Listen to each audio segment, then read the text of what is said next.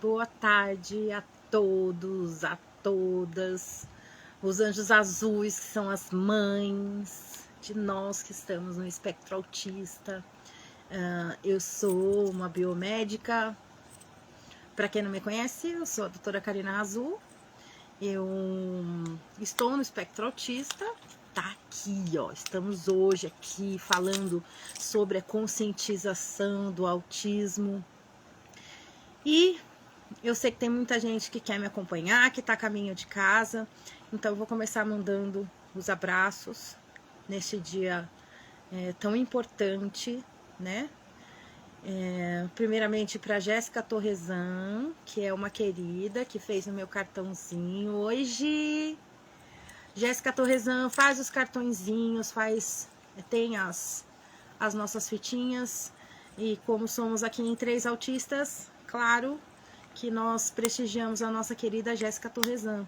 Um beijo, queria mandar também um grande abraço para o pessoal do Fundo Social de Solidariedade daqui de Itu, para a Luciana, queria mandar um abraço para a Cassiana, neuropsicóloga, uma querida, uma super querida, queria mandar um abraço para a Sol, para a Gi, para a tia Fê, para a tia Amanda, minha querida do Adoro Canecas, que faz uma caneca mais linda que a outra, fez em relação ao autismo.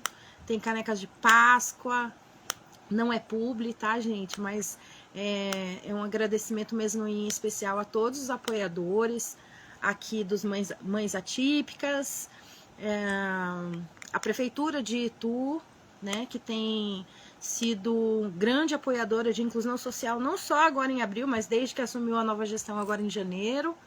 Gostaria de agradecer muito a vereadora Ana, que tem junto com a gente lutado para conscientizar em relação ao autismo, não só agora nesse abril azul, mas também desde o começo da gestão, desde da gestão anterior, em outra jornada. Hoje é um dia muito, muito, muito especial que muitos de nós esperam muito, é como se fosse ano novo pra gente, né? Que é atípico, que é mãe de crianças autistas. Então, eu venho aqui hoje mais falar como uma pessoa neurodiversa, certo? Não vim muito falar sobre os meus filhos hoje.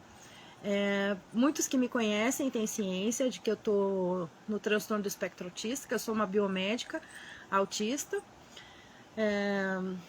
Mas muitos também não sabem, né? Eu sou uma biomédica neurodiversa, então eu vim aqui hoje abrir um espaço de fala para conversar sobre temas muito importantes nesse dia de conscientização. E nada melhor do que a gente conseguir falar exatamente no dia, né? Passei por alguns problemas aí durante essa semana, então não consegui participar muito dos eventos aí em relação à conscientização, em relação a esse dia. Estive presente no Outdown da Trissomia 21 ao Autismo, que começou dia 21 de março. Quero mandar um abraço muito grande para Simone Amin de lá, do Eu Incluo. Muito obrigada, Simone. Você é uma querida, uma grande amiga. São pessoas que estão na minha vida, na minha jornada já há alguns anos. Eu queria muito replicar um pouco do que eu falei no evento do Outdown, certo? Hoje seria um dia, hoje não é o dia de comemorar o autismo, né? Hoje é um dia mais para a gente falar sobre conscientização. O que seria o dia 2 de abril? Muitas pessoas comemoram, ok, a gente comemora mesmo a nossa existência dentro desse mundo diverso, né? Mas a gente precisa desculpa de ficar me mexendo, me balançando, é que aqui eu tô sentada na minha cama e eu preciso mesmo estar me movimentando às vezes. Mas, voltando ao assunto, preciso dar umas cortadas em mim mesmo, porque, né? Senão me perco do assunto, falo de outras coisas, né? Qual que é o objetivo do dia 2 de abril, Dia Mundial da Conscientização sobre o Autismo, transtorno do espectro autista? Primeiro, olha só, eu sei que todas aí as minhas amigas, mães autistas, elas são anjos azuis, elas sabem o que é, mas eu quero falar para pessoas que não têm consciência, que não sabem o que é o autismo, tá certo? O autismo, ele entrou no rol de deficiências com a Lei Maria Berenice Piana, mas apesar de termos entrado como uma deficiência, a gente precisa explicar que não é uma deficiência comum, vamos dizer assim. É uma deficiência neurobiológica, ou seja, você tem dentro do seu corpo 7 octilhões de átomos, certo? Dentro desses 7 octilhões de átomos, você tem pelo menos 3 bilhões de genes diferentes de todas as pessoas do mundo. Você tem essa combinação única que você carrega, 50% do seu pai, 50% da sua mãe, certo? Dentro desses 3 bilhões, temos 20 a 25 mil genes diferentes que influenciam no comportamento social e na fala e no neurodesenvolvimento, em como o seu cérebro funciona, diferentes na pessoa autista. Então, quando a gente fala de uma deficiência, a gente não consegue entender por que é chamada de deficiência. É uma deficiência neurobiológica. Por que ela é neurobiológica? Porque ela vai influenciar tanto no desenvolvimento neurológico como no desenvolvimento biológico do autista. Como assim? Um X da questão. Vamos dizer assim, ó. São várias casinhas. A gente chama de espectro autista porque em alguns autistas, algumas casinhas acende a luz, outras casinhas não acendem a luz. Outras casinhas acendem a luz e a luz fica piscando. Então, no autista, até 25 mil casinhas desses 3 bilhões, elas têm uma falha. Dentro da genética é chamado de defeito genético. Eu não gosto muito dessa palavra, então vamos dizer que é uma falha. É um funcionamento diferente. Então, esse funcionamento diferenciado nessas 25 mil casinhas, essas diferenças fazem com que cada autista seja único. Porque às vezes algumas casinhas vai piscar diferente em um e outras pessoas, essas casinhas vão piscar diferente em outras. Por isso a gente fala espectro. São 25 mil sítios que podem ter falhas. Então, vocês imaginem que existe uma combinação aí de falhas genéticas entre 20 a 25 mil. São 25 mil... Não, muito mais probabilidade. Gente, eu não entendo nada de matemática, tá? Eu entendo de biologia. Enfim, tenho descalculia, me perdoem. Não vou saber o cálculo, é muito alto. Mas temos muitas possibilidades de combinações diferentes no DNA que podem fazer um autista ser um pouquinho similar ao outro, um pouquinho diferente do outro. Nunca vai ter um autista igual ao outro, certo? E essas diferenças genéticas, essas modificações genéticas, influenciam inclusive no nosso funcionamento biológico, intestinal, do trato gastrointestinal, estomacal, na pele, na audição, no olfato, na visão, no paladar, no sentir, no tato, em como sentimos e vemos a vida. Cada pessoa vai ter uma característica única. Alguns autistas têm hipersensibilidade, outros nem ligam para o som alto. Tem autista que nem liga para o rojão. E tem autistas que entram em pânico total com o rojão. Eu sou uma das que entram em pânico. Tem autistas que não ligam de fazer carinho, de abraçar. Vocês sabem disso. Vocês, minhas amigas aí que me acompanham. Mas as pessoas não têm essa noção. Então, a coisa mais pavorosa que você pode dizer para uma pessoa autista ou para uma mãe autista é que essa criança não parece autista, que esse adulto não se parece autista. Porque o autismo, dentre essas falhas genéticas, essas falhas neurobiológicas, Naturalmente, nós não temos uma característica física em comum, são 25.000 sítios que podem ter falhas. Então, vocês imaginem, não tem como a gente colocar uma similaridade de face como ocorre na trissomia 21, certo? Na trissomia 21 são sítios específicos onde existe muita similaridade genética.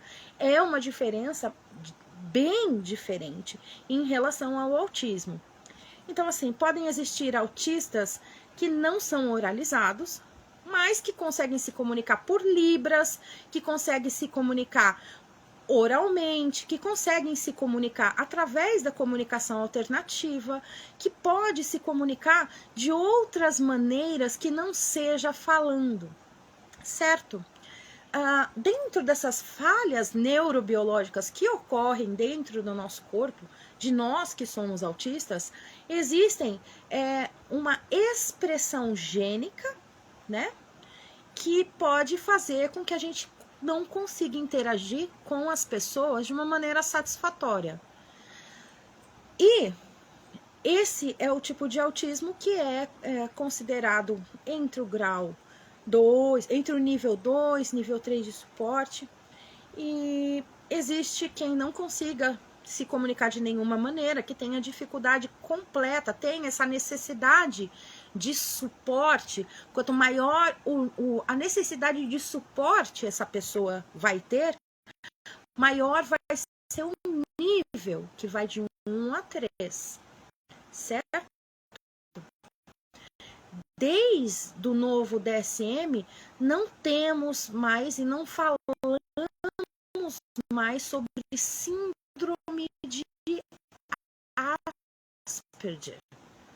Não existe mais termo, porque a síndrome de Asperger é exatamente o autismo. Exatamente que é o autismo, ok? Então, o mais importante para falarmos sobre é que nós não temos diferenciação de cara, não somos diferentes em relação à nossa face. Existem alguns autistas com muitas similaridades, dos transtornos que podem ser de DNA, como o transtorno de processamento neurosensorial, o transtorno bipolar, mas temos aí um ponto em comum.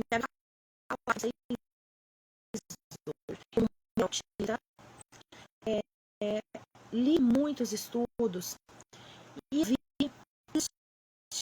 em meninas autistas em relação à produção de serotonina, o 5-HTP, a carga dessa serotonina e também a maneira de interagir que o cérebro biológico feminino se comporta nessas interações sociais. Meninas autistas têm mais chance de, enfim, a própria vida do que a população típica. Isso ocorre por conta mesmo da própria biologia das meninas autistas, por serem mais propendas à agressão, à própria cultura mesmo em que vivemos, de diminuição da mulher enquanto ser humano, né, de acessibilidade, de oportunização, a própria vulnerabilidade entre o ato mesmo de ser mulher, certo? Esses índices também são altíssimos em todos os pais de pessoas atípicas. Por que falamos atípicas? Porque existem muitas neurodiversidades, muitas deficiências, síndromes entre as pessoas, certo? Mas hoje especificamente vamos falar do autismo. Então, assim, essas meninas autistas que têm essa maior incidência de depressão e ansiedade, elas precisam desde cedo terem um acompanhamento mais intenso. Geralmente essas meninas são muito bem oralizadas, mas elas têm uma dificuldade de comportamento, têm uma dificuldade de interação social, porque elas acabam tendo interesses, hiperfocos restritos em um nível de intelecto diferente das pessoas típicas. Isso funciona como uma maneira compensatória.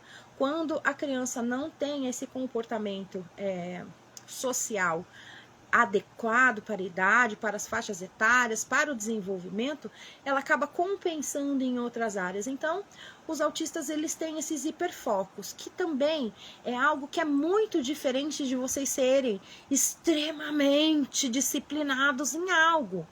As pessoas estão utilizando a palavra hiperfoco de uma maneira incorreta hoje. O hiperfoco no autista, que às vezes pode ser no dinossauro, no trenzinho, nos planetas.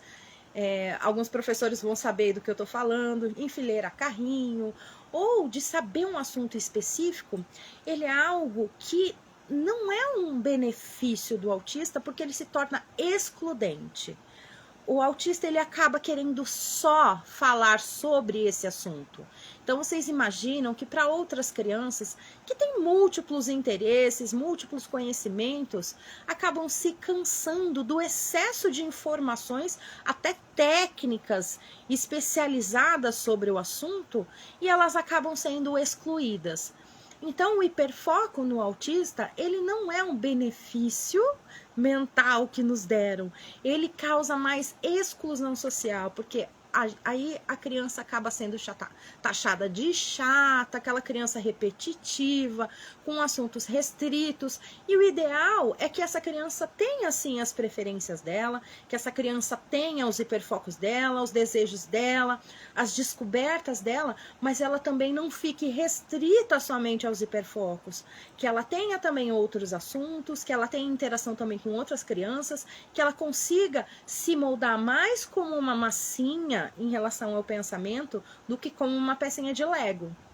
Eu brinco muito com os meus filhos e falo, quando eles estão sendo muito rígidos, a rigidez cognitiva está muito alta, de que eles estão sendo uma pecinha de Lego, não estão cedendo um para o outro, não estão dando espaço para o outro falar também, não estão dando oportunidade para o outro interagir também. E quando eles conseguem fazer essa troca, quando eles conseguem respeitar o assunto um do outro, falar um pouquinho de cada assunto do que um ou outro gosta, eu falo que eles estão agora sendo uma massinha, porque eles estão mais flexíveis, eles estão conseguindo fazer essa troca, estão conseguindo desenvolver e conhecer um ao outro.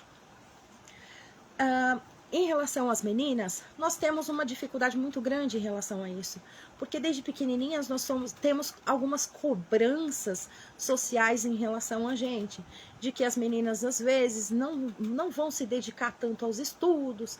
A gente fala de coisas assim que para mim parecem super arcaicas, mas as meninas às vezes se cobram umas às outras de que elas têm que se importar com maquiagem, desde cedo elas querem pintar as unhas, elas querem brincar com as coisinhas delas, e às vezes as meninas autistas não se encaixam nesse padrão, porque elas querem descobrir coisas novas. Às vezes existem meninas que também têm hiperfoco em planetas, tem meninas que têm hiperfoco às vezes em dinossauros, e elas acabam sendo excluídas na escola. A partir dos 6, 7 anos de idade, a gente começa a perceber que a criança ela começa a sofrer, que é mesmo a idade escolar, e a gente percebe que as escolas não têm muito preparo para lidar com isso e acabam julgando mesmo que isso são coisas de criança. A menina autista, ela já tem uma tendência natural, biológica, de se sentir mais melancólica, de ser mais tendenciosa a um comportamento depressivo. Claro que isso, quem faz esses tipos de análises e diagnóstico é o psiquiatra infantil, é a neuropediatra, que precisa acompanhar essa criança. Mas a gente precisa desde cedo estimular hábitos saudáveis nessas meninas, porque elas têm, mesmo ainda não estando na adolescência e tal, não tendo essas oscilações hormonais, a nossa própria biologia não nos favorece em relação à nossa saúde mental. a nossa própria meio cultural mesmo não favorece a nossa saúde mental. Então é muito importante que a gente comece desde cedo fazer mesmo um trabalho de acolhimento com essas meninas, de escuta verdadeira e ativa, sabe? A família precisa ouvir e legitimar esses sentimentos dessas meninas, certo? Para que elas estejam sempre ali próximo, porque elas possam sentir sempre, para que elas possam confiar em vocês.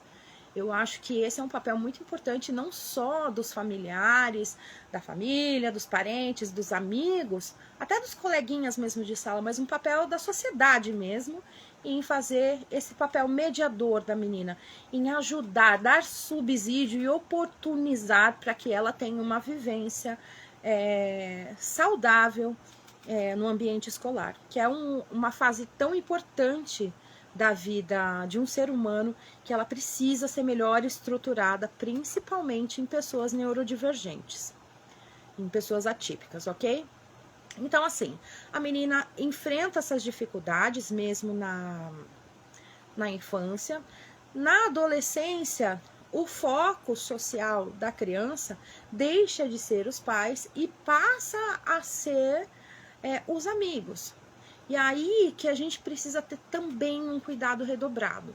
Porque diante dessa exclusão social que essas meninas vão passar, porque elas não vão acompanhar muitas vezes o próprio desenvolvimento social, de descobertas e de paqueras e dessas coisas, vai acabar tornando essa menina ainda mais excluída. Não que a gente queira inserir ela nessas paqueras, nessas coisas, mas a gente quer que ela se sinta acolhida, que ela se sinta parte. Né? Esses projetos, essa integração, integrar a pessoa autista dentro da escola é muito importante.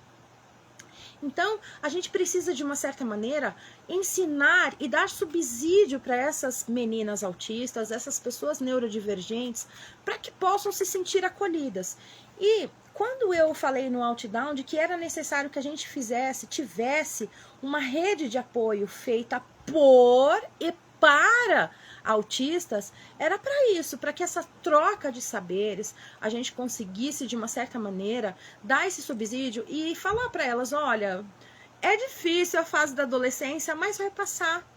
É uma fase que você vai aproveitar para viver a sua vida, se descobrir, ter descobertas, começar a vida adulta, até você chegar aos 25, onde numa total formação completa, um ano, e você finalmente entrar na vida adulta. É muito importante a gente ter essas pessoas dentro da escola. Geralmente, a gente acaba achando que esse papel geralmente é da escola. Não é? A gente tem que falar sobre neurodivergência, tem que falar sobre autismo dentro da casa da gente. Mas que a gente não tem nem lá. As meninas, elas têm uma parte enorme de serem acolhidas pela escola. Elas têm uma unidade enorme, maravilhosas, cientistas de serem médicos, de serem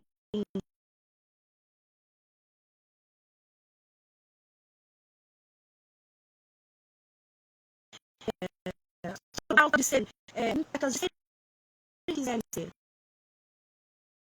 de utilizarem para uma unidade de se desenvolver mental. A gente quer falar sobre a questão do autismo no trabalho. A gente não tem como deixar de dar uma rede de apoio de qualidade para as mães, para os pais, cuidadores dessas pessoas autistas. Hoje, assim,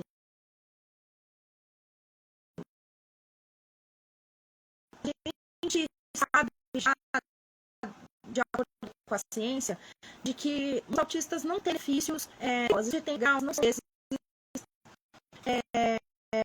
benéficas para a pessoa autista. Então a gente precisa pensar em que essas pessoas tenham acesso a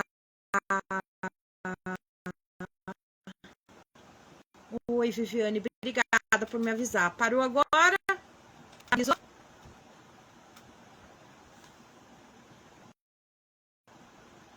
Então, a gente precisa estar ciente nosso e incluir essas pessoas dentro do meio de trabalho, dentro do mercado de trabalho, incluir as mães atípicas dentro do mercado de trabalho, para que elas possam ter saúde mental, possam estar em rede social e desenvolver o trabalho delas com qualidade, saber realmente bem e dignidade, proporcionar a essas famílias uma qualidade de vida melhor.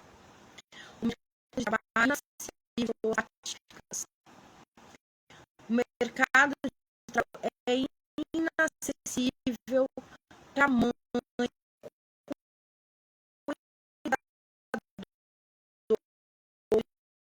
crianças e pessoas autistas. Inacessível. A gente precisa de medidas públicas que tenham o eleitor um benefício mínimo, onde pode a alimentação de uma família, onde não tem como você viver com um salário mínimo, uma família sobreviver com um salário mínimo. Então, a gente tem que dar realidade ao mercado para essas mães. E a gente precisa pensar em soluções para oferecer uma rede de atividade, uma rede de apoio eficaz para pessoas autistas também terem acesso ao mercado de trabalho. Eu agradeço o comparecimento de vocês aqui. Eu acho que em alguns momentos cortou aqui a minha transmissão. Eu peço desculpa, eu espero que algo tenha sido aproveitado para vocês, que vocês consigam conscientizar as pessoas sobre, dentro das igrejas, dentro do mercado de trabalho, dentro da escola principalmente, aceitar, acolher, integrar as pessoas dentro da sociedade. A vivência social é um direito de todos. Aceitar as diferenças é um dever de todos. Muito obrigada por vocês terem dado de grande valia. Obrigada a todos que me acompanharam aqui, algumas vezes o meu vídeo, mas eu queria agradecer a todos. Sejam as pessoas que fazem esse papel no mundo, sejam mais do que incluir a dignidade financeira. A gente precisa muito que vocês olhem para as mães atípicas com carinho, com amor, sabe, com caridade, de que a vida para elas é difícil, mas elas são fortes, mas elas precisam sim de todo o apoio de vocês, parentes, amigos, seja quem for. Essas mães precisam de apoio, de acolhimento, elas precisam de um trabalho digno e acessibilidade, principalmente ao mercado de trabalho. Muito obrigada a todos, boa noite. Vou continuar conscientizando vocês sobre o autismo. Esse vídeo vai para o Integrateia, que é o Pod Integrateia no YouTube. Eu estarei na caminhada de conscientização Trissomia 21 ao autismo no dia 6 de abril. Espero que vocês estejam lá, que vocês acompanhem os conteúdos, compartilhem para todos, falem sobre o autismo, a importância de você conhecer sobre o assunto, né? De você saber o que é isso. É importante para a gente que vocês façam parte do mundo da gente. Não olhem para a gente e falem assim, nossa, mas você não tem cara de autista.